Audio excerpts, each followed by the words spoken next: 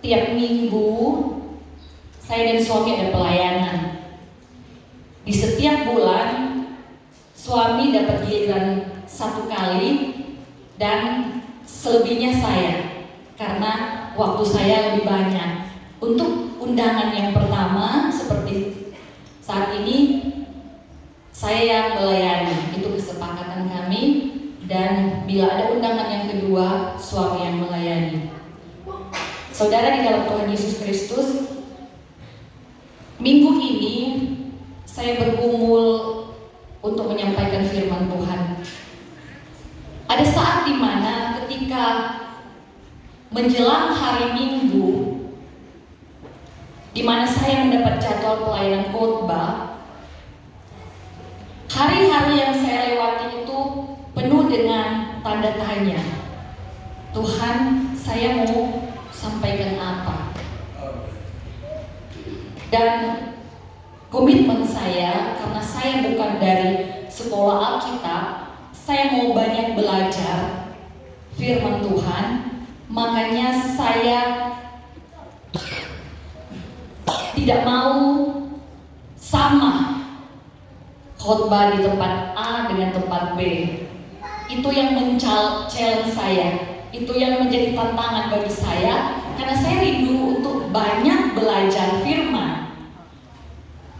Saudari dalam Tuhan Yesus Kristus, beberapa hari ini saya begitu sibuk dengan aktivitas yang lain, dan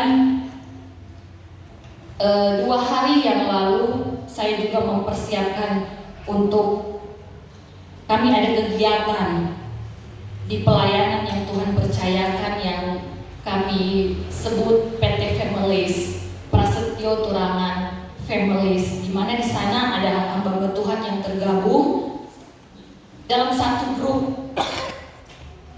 yang saya dan suami sudah kunjungi. Jadi undangannya dicatat dan kami kunjungi, dan bila mana ingin bergabung bersama dengan kami akan masukkan dalam grup WA. Setiap bulan ada pelayanan, ada ibadah, seperti hari Minggu yang kemarin, hari Sabtu kemarin. Jadi saya mempersiapkan itu, dan kadangkala saya juga masih ada aktivitas yang lain, medsos misalnya. Karena saudara, saya butuh untuk melihat dari segi apapun itu, untuk saya peka dengan suara Tuhan. Jadi selain saya bergumul, saya juga mencari dari kejadian-kejadian yang terjadi akhir-akhir ini. Saudari dalam Tuhan, pada kesempatan ini saya akan beri judul khotbah agak ekstrim ya. Stop bunuh diri. Ya, saya sudah tadi awali bahwa kadangkala aktivitas atau kejadian itu bisa menginspirasi. Dan beberapa hari yang lalu saya ditegur suami, ditegur keponakan, "Seboleh jo bikin khotbah, sodeka tuh hari pelayanan." Selalu seperti begitu, saudara. Saya kadang-kadang saya bilang sama mereka, me time, waktu saya dulu. Tapi sebenarnya saat itu saya sedang bergumul dengan Tuhan. Tuhan mau sampaikan apa dalam pelayanan nanti. Dan ketika saya mengikuti sekolah doa dari Ibu Pendeta Suset Hetting, di sana beliau menyampaikan bahwa unforgiven sin is unconfessed sin. Artinya, dosa yang tidak diampuni adalah dosa yang tidak diakui. Itu pertama. Yang kedua, saudara, kemudian Ibu Pendeta Debbie Basir ketika menyampaikan khotbah atau pelajaran Alkitab setiap malam di mesbah doa, kalau tidak salah itu di hari Kamis, beliau sampaikan juga tentang dosa yang tidak diampuni kalau tidak diakui. Jadi confirm, sudah 2. Dan yang terakhir ketika kami sama-sama mengikuti ibadah online di rumah, karena memang hampir tiap hari ada ibadah online yang disetel suami, Pendeta Hengki Setiawan dari Betani sampaikan juga tentang hal ini. Jadi saya kemudian diteguhkan untuk bicara tentang dosa yang tidak diakui adalah dosa yang tidak diampuni. Jadi kalau kita akui, Tuhan pasti ampuni. Amin. Mari kita melihat ayat sebagai dasar perenungan kita di dalam Amsal 28 ayat 13. Apa yang Tuhan taruh untuk saya bagikan yang sudah menjadi berkat bagi saya, sehingga saya akan bicara tentang stop bunuh diri. Amsal 28 ayat 13 kita akan sama-sama baca dalam suara yang keras di hitungan yang ketiga. Kalau biasa berdiri, kalau sudah dapat katakan amin. Amin. Amsal 28 ayat yang ke-13. Ya, betul. 1, 2, 3. Siapa menyembunyikan pelanggaran tidak akan beruntung, tetapi siapa mengakuinya dan meninggalkannya akan disayangi. Katakan amin. Puji Tuhan, silakan duduk kembali. Ya, saya sudah kemukakan tadi bahwa fenomena bunuh diri itu menjadi marak. Dan sebenarnya kejadian-kejadian begini di waktu-waktu yang lalu itu banyak, tetapi tidak terekspos dengan media sosial. Ini akhirnya menjadi sebuah tren ketika orang memutuskan untuk membunuh diri, itu jembatan interchange yang dia pilih. Ya, saudara, di dalam Tuhan Yesus Kristus banyak alasan dari mereka soal pergumulan, soal ekonomi, rasa malu, kecewa, sakit hati, yang membuat mereka memutuskan untuk melakukan tindakan tersebut. Tetapi kalau kita bisa simpulkan, sebenarnya yang hilang dari kehidupan mereka adalah pengharapan. Amin. Mereka putus asa dengan hidup ini. Mereka putus asa dengan mungkin sakit penyakit, dengan pergumulan mereka, dengan hati mereka yang sakit. Mereka hilang pengharapan. Nah, ternyata di dalam Alkitab, Roh Tuhan membawa saya untuk sama-sama kita akan belajar, bukan belajar bunuh diri, saudara, untuk belajar bagaimana kita memilih, mengantisipasi semua pergumulan, semua kekecewaan, semua hal yang membuat kita untuk hilang pengharapan itu.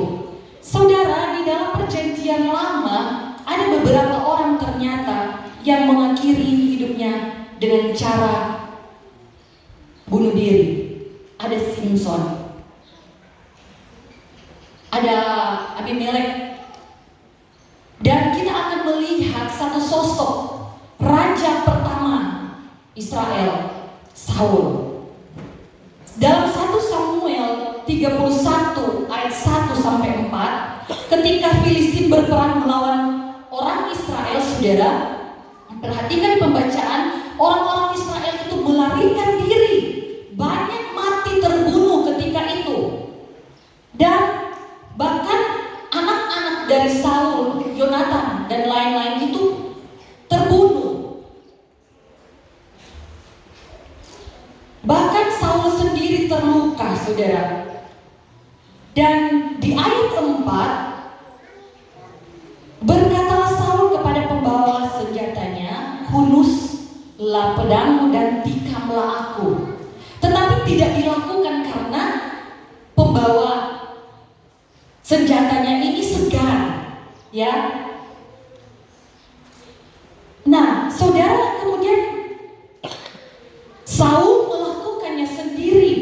Dia mengambil pedang itu dan menjatuhkan dirinya ke atasnya. Jadi Saul bunuh diri daripada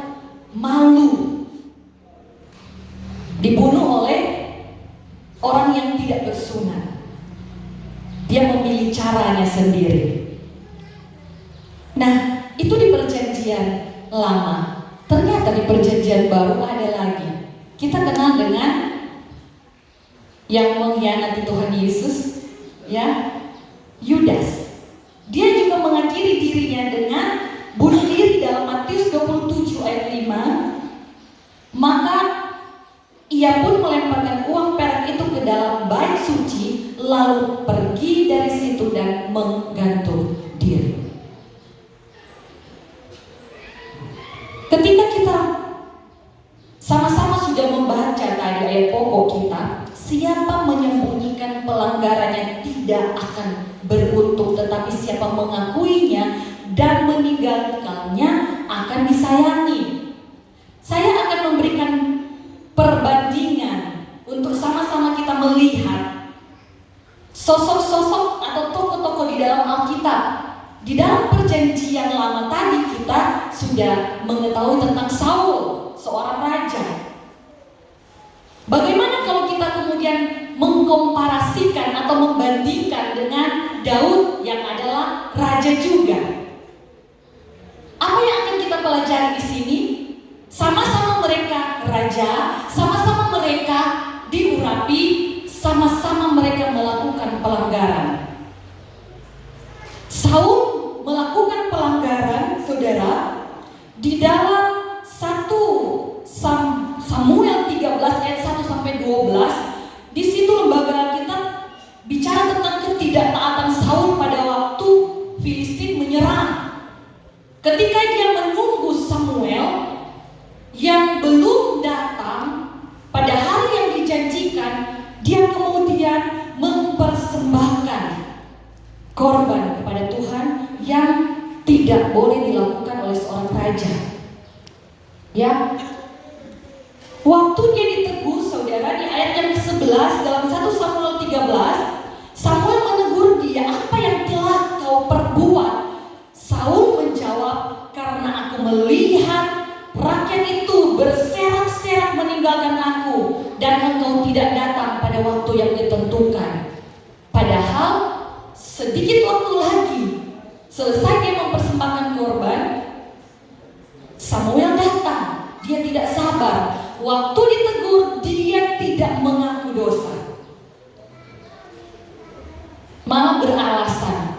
Yang kedua, kita akan melihat dalam 1 Samuel 15 tipe dari Saul.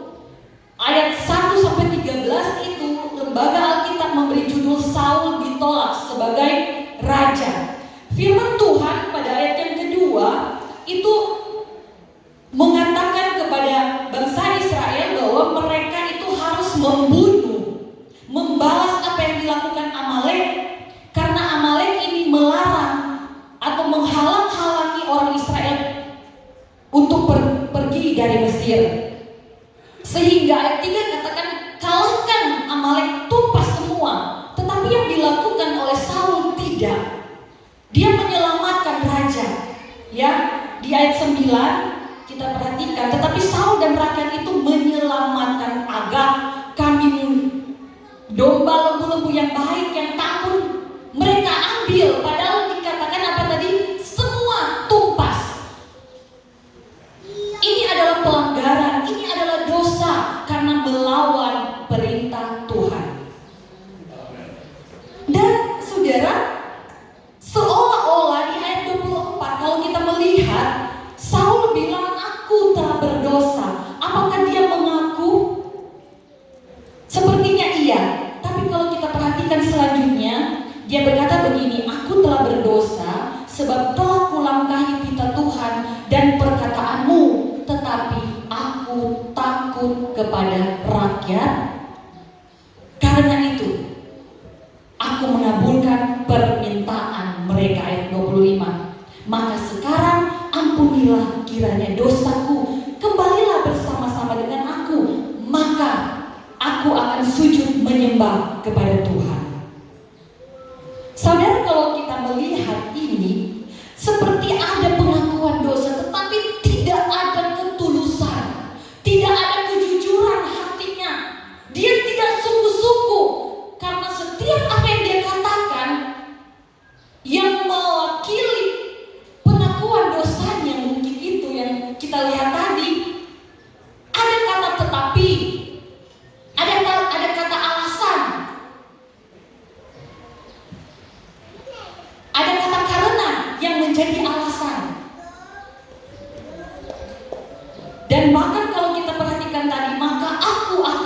Jadi ada persyaratan, ya saudara. Ini pengakuan dosa tipe Saul. Yang tadi kita lihat pertama di kejadian pertama, ketika dia mempersembahkan korban, dia tidak mengaku dosa. Ini dia mengaku dosa tetapi tidak sungguh-sungguh. Dia tidak tulus, saudara. Nah, memang kalau kita melihat sejarah di dalam Alkitab, Adam dan Hawa, ketika ditanya, mengapa engkau makan buah yang dilarang? Mereka tidak mengaku dosa. Mereka saling beralasan, menyalahkan. Ya, itu tipe kita sebagai manusia, saudara, di dalam Tuhan Yesus Kristus. Sehingga mereka diusir dari Taman Eden karena Adam bilang, dia perempuan itu yang engkau berikan kepada Hawa. Hawa bilang apa? Gara-gara itu ular. Jadi hal yang demikian itu sudah semacam mendarah daging dalam kehidupan manusia, beralasan. Nah, sekarang kita akan bandingkan head to head, ya, satu dengan satu dengan Raja Daud. Daud punya dosa yang luar biasa. Dia membuat sebuah perencanaan pembunuhan kepada Uria. Kita tahu bersama karena dia suka istri Uria Batseba. Ketika Uria mati, saudara, dia melanjutkan dosanya. Jadi bahkan sebelum mati pun dia sudah tidur bersama dengan istri orang lain. Jadi dosa yang begitu keji, perencanaan pembunuhan, persinahan, dan bahkan pembunuhan itu terjadi. Ya, kita tahu sama-sama dosa Daud. Tetapi ketika Nabi Nathan datang kepada Daud, dia menyadari kesalahannya. 2 Samuel 12 ayat 13. Lalu berkatalah Daud kepada Nathan, aku sudah berdosa kepada Tuhan. Dan Nathan berkata kepada Daud, Tuhan telah menjauhkan dosamu itu, engkau tidak akan mati.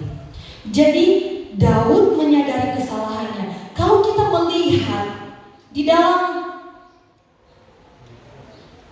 Mazmur 32 ayat 5, di sana dikatakan, dosaku kuberitahukan kepadamu dan kesalahanku tidaklah kusembunyikan.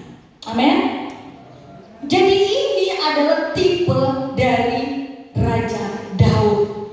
Dia menyadari kesalahan, dia mengaku kesalahannya, dan dia orang yang bertanggung jawab. Di dalam 2 Samuel 24 ayat 10,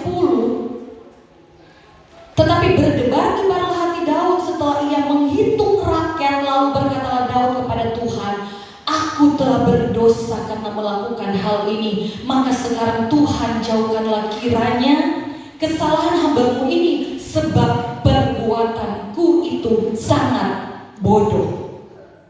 Dia tidak menyalahkan rakyatnya. Dia bilang, ini kesalahan saya. Perhatikan ayat 17. Dan berkatalah Daud kepada Tuhan, ketika dilihatnya malaikat yang tengah memusnahkan bangsa itu demikian, sesungguhnya aku telah berdosa dan aku telah membuat kesalahan. Tetapi domba-domba ini, apakah yang dilakukan mereka? Biarlah kiranya tangan-Mu menimpa aku dan kau keluargaku.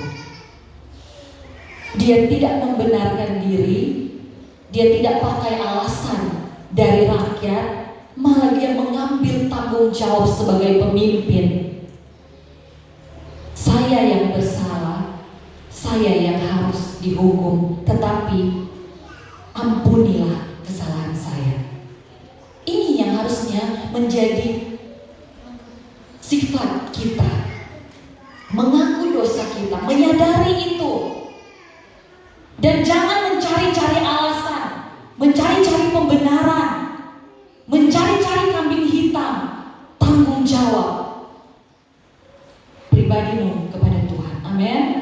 Haleluya. Dan kalau kita melihat saudara, apa yang dilakukan Daud, dia menulis satu pasal pengakuan dosa yang berhubungan dengan apa yang dia sudah lakukan dengan Uria.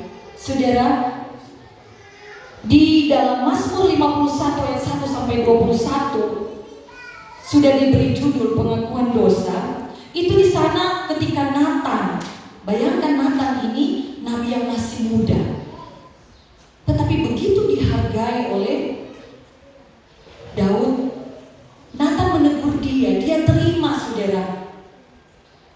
Jadi kalau ada orang atau hamba Tuhan yang dipakai Tuhan untuk menegur saya dan saudara, jangan lihat dia masih muda. Amin. Jangan lihat itu. Lihat Tuhan yang menyuruh untuk dia sampaikan teguran kepada kita. Belajar kepada Daud. Dia menulis pengakuan dosanya saudara di dalam satu pasal. Luar biasa. Nah, saya juga mengajak saudara, juga saya pribadi, untuk kita seperti Daud yang mengaku dosa kita. Jangan menyembunyikan dosa. Karena ketika engkau menyembunyikan dosa, dosa itu bagaikan beban yang berat yang akan dipakai iblis untuk menjadi bahan intimidasi. Engkau berdosa, akhiri hidupmu.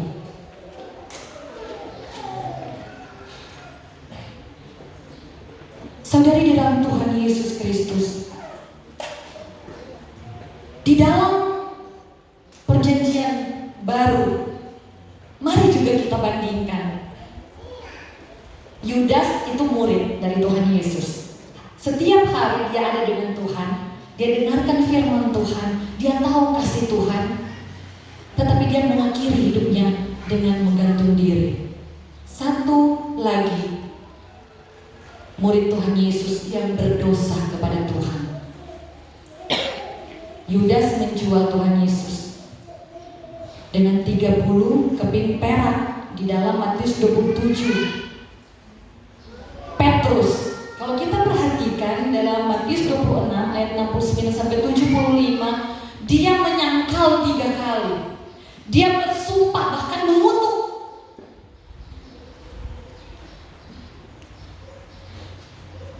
Tetapi kemudian dia tidak mengakhiri hidupnya dengan bunuh diri seperti halnya dari apa yang kita lihat pada Yudas.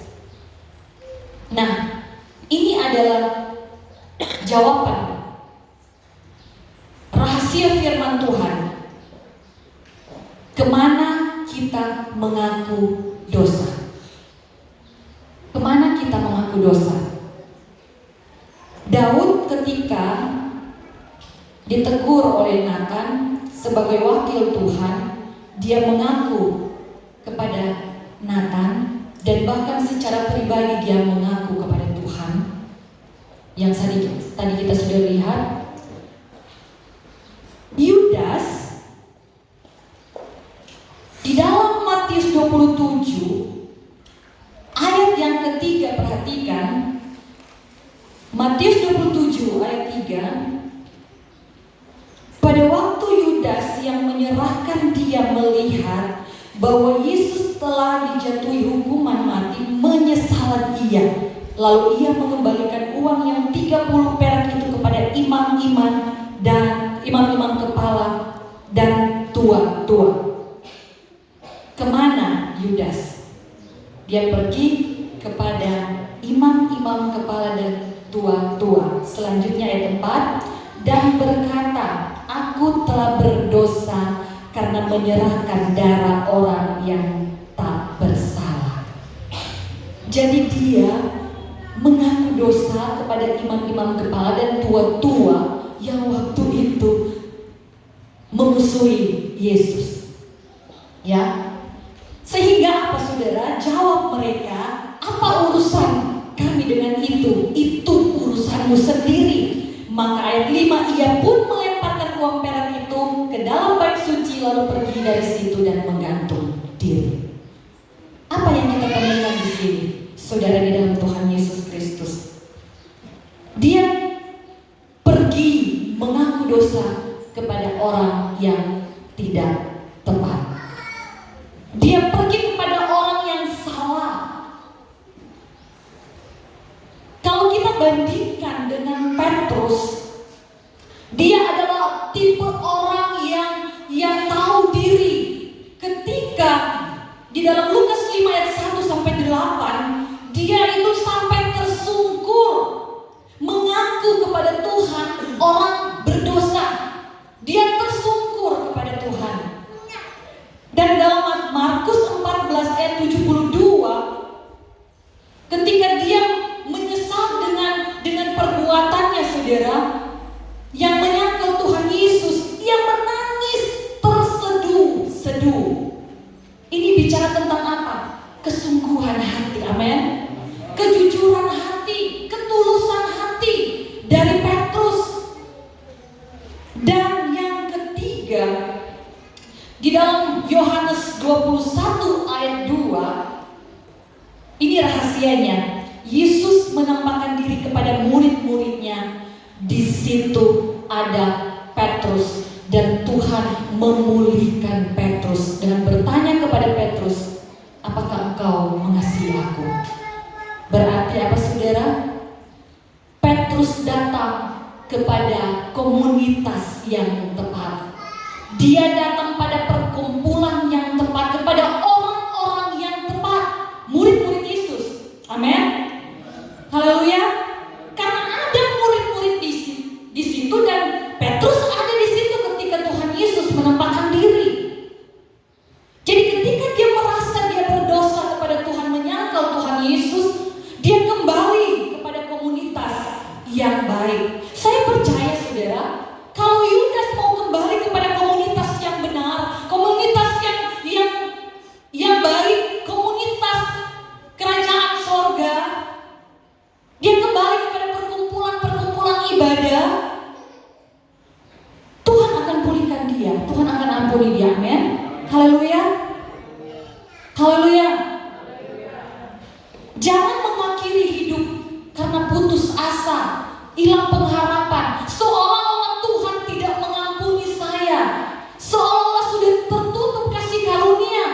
Saudara di dalam Tuhan, selama saya dan saudara masih hidup dan bernafas, nafas itu adalah kepercayaan Tuhan bagimu, dan itu adalah kesempatan bagimu untuk bertobat kepada Tuhan. Amin. Haleluya. Jangan akhiri dengan hal yang bodoh. Itu tidak menyelesaikan masalah, itu tambah masalah yang kekal. Amin. Haleluya. Saudara perhatikan bahwa Petrus ada di dalam komunitas yang baik. Dalam Ibrani 10 ayat 25, kita sama-sama tahu firman Tuhan ini. Janganlah kita menjauhkan diri dari pertemuan ibadah kita seperti siang ini. Amin. Haleluya.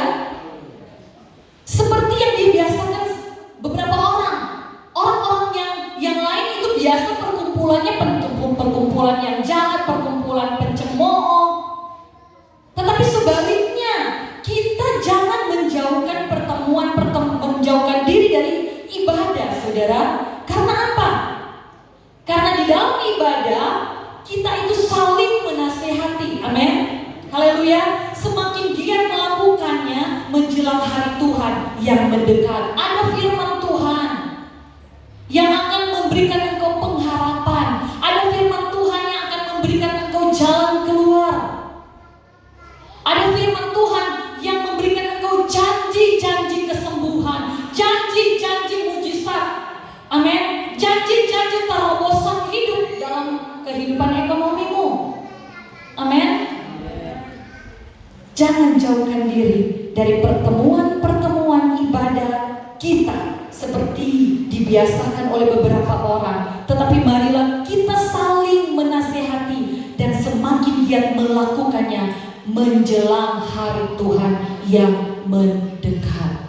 Sudah tidak lama lagi, saudara.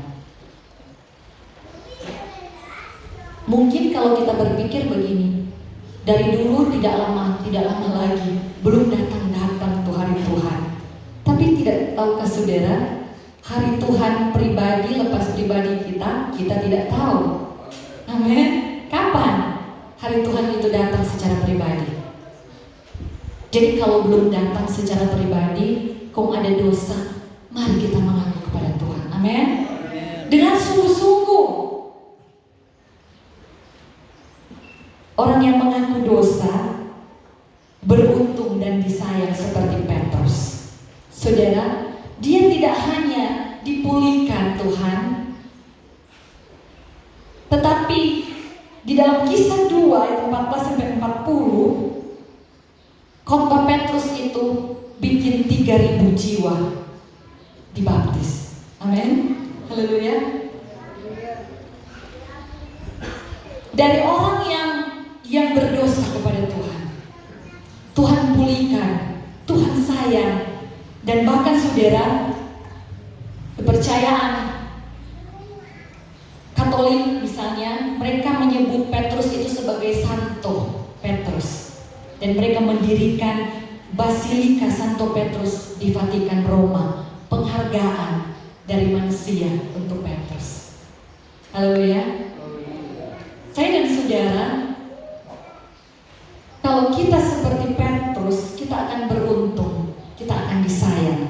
Amin. Beruntung itu artinya tidak sial, ya. Beruntung artinya itu ada sesuatu yang sepertinya kita tidak sadari, itu membuat kita diberkati. Ya. Kalau di dalam, saya mencatat ya saudara, beruntung dan berhasil. Beruntung itu artinya sesuatu yang kita sadari itu mendatangi saya dan saudara dan memberikan sesuatu hal yang baik. Kadang-kadang kita kalau bicara begini, baik lekang, untung baik jom. Nah itu dia, beruntung yang kita tidak sadari. Di luar dari untung laba, itu kita beruntung saudara. Nah saudara, di dalam Tuhan Yesus Kristus, siapa menyembunyikan pelanggaran tidak akan beruntung. Dalam terjemahan sederhana Indonesia itu begini ya saudara, orang yang menyembunyikan dosa-dosanya tidak akan sejahtera. Beruntung juga dalam bahasa Indonesia artinya bahagia, sejahtera. Kalau kita menyembunyikan dosa, tidak akan sejahtera. Ya, aduh, penuh dengan ketakutan. Sama ada orang bilang, sama dia ada dusu-dusu kita. Kalau kita tidak mengaku dosa, akuilah dosamu. Terjemahan ini bilang, dan berhentilah melakukannya, maka engkau akan mendapat kemurahan. Puji Tuhan. Haleluya. Puji Tuhan. Saudara, di dalam Tuhan Yesus Kristus, makanya Mazmur Daud ketika dia menulis Mazmur 32 ayat 3, dia alami sendiri.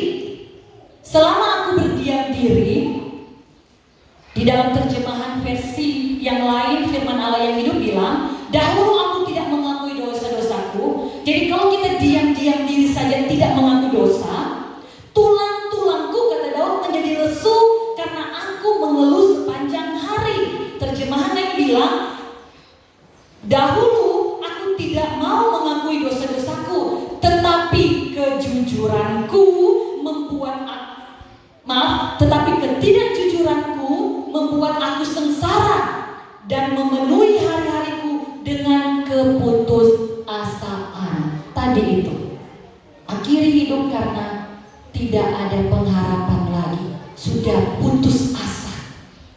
Ya, ayat yang ke-11 dalam Mazmur 32, bersukacitalah dalam Tuhan dan bersorak-sorailah hai orang-orang benar, bersorak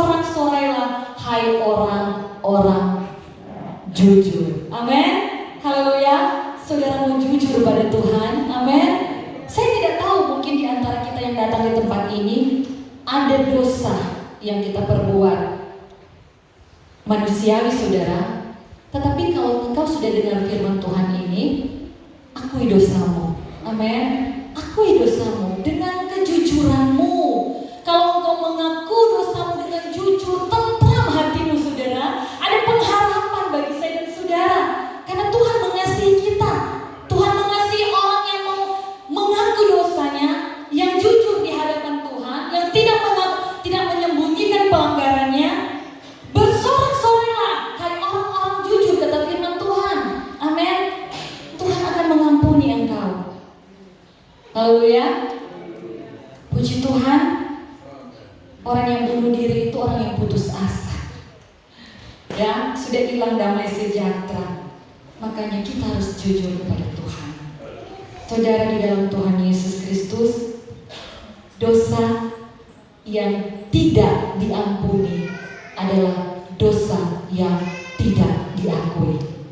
Sekali lagi, dosa yang tidak diampuni adalah dosa yang tidak diakui. Bagaimana Tuhan mau ampuni kalau orang tidak pernah mengaku dosa di hadapan Tuhan?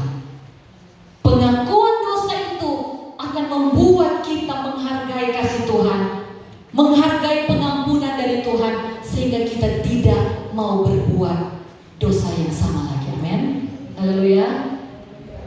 Haleluya. Bertobat bukan berarti ketika kita mengakui dosa selesai sampai di situ. Hargai kasih Tuhan, hargai pengampunan Tuhan dengan kita tidak melakukan dosa lagi. Amin. Kalau kita melakukan dosa lagi, hilang lagi pengharapan, hilang lagi damai sejahtera, diintimidasi iblis. Kalau kita tidak kuat iman, bunuh diri jalan keluarnya. Haleluya. Senang terima firman Tuhan, saudara. Haleluya. Puji Tuhan. Tadi saya mau kasih judul, bukan tadi, sebelumnya, sampai tadi malam, sampai tadi subuh saya mempersiapkan ini. Saya tidur jam 1, saya bangun jam 6, masih lagi persiapan ini, belum saya ganti judul ini. Masih mengaku, masih judul yang tadi. Dosa yang tidak diampuni adalah dosa yang tidak diakui. Akhirnya tadi saya ganti waktu duduk. Stop bunuh diri. Haleluya, saudara. Puji Tuhan. Karena itu nanti yang akan jadi kalau kita tidak mengaku dosa dan diambil kesempatan itu oleh iblis, dipakai itu oleh iblis, diintimidasi. Haleluya, puji Tuhan. Jadi mengakulah dengan jujur, mengakulah dengan tulus, mengakulah dengan sungguh-sungguh.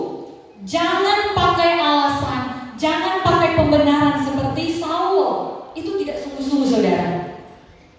Atau seperti Adam dan Hawa. Orang ada bakat seperti Adam dan Hawa. Tapi mari kita belajar dari Daud. Amin. Kita belajar dari Petrus. Daud sungguh-sungguh mengaku dosa. Dia bertobat. Petrus datang kepada tempat yang tepat, orang yang tepat untuk mengaku dosanya, sehingga mereka dipulihkan oleh Tuhan. Tadi suami bilang turunannya diberkati. Daud, turunannya diberkati, lahirlah Mesias. Amin. Haleluya. Saudara di dalam Tuhan Yesus Kristus, 1 Yohanes 1 ayat 9 sebagai ayat yang terakhir. Saya rindu kita sama-sama berdiri dengan suara keras. Kita akan baca 1 Yohanes 1 ayat 9. Ya, dalam hitungan yang ketiga, yang sudah dapat katakan amin, ada di atas. 1, 2, 3. Jika kita mengaku dosa kita, maka Ia adalah setia dan adil, sehingga Ia akan mengampuni segala dosa kita dan menyucikan kita dari segala kesalahan. Haleluya. Amin. Senang semua dengar ini? Ada pengharapan bagi kita, sukacita. Amin. Haleluya. Tapi ingat Daud, dosanya diampuni, resiko dari dosanya masih tetap ada, pedang dalam keturunannya. Perhatikan saudara, bertobat dan jangan berbuat dosa lagi, karena ada resiko bagi saya dan saudara. Kita mengaku, kata firman Tuhan, Dia itu setia, tapi Dia juga adil. Kalau tak ada Dia punya ganjaran atas dosa, orang tidak akan pernah jerah berbuat dosa. Jadi perhatikan saudara, Tuhan setia tetapi Tuhan juga adil. Saya undang pelayan altar untuk sama-sama ku datang pada salib itu. Jangan cuma pas kita lagi berjamuan kudus, orang menyanyi ini lalu. Puji Tuhan. Ingatlah cinta Tuhan bagi kita, saudara. Jatuh pada salibnya, di sana ada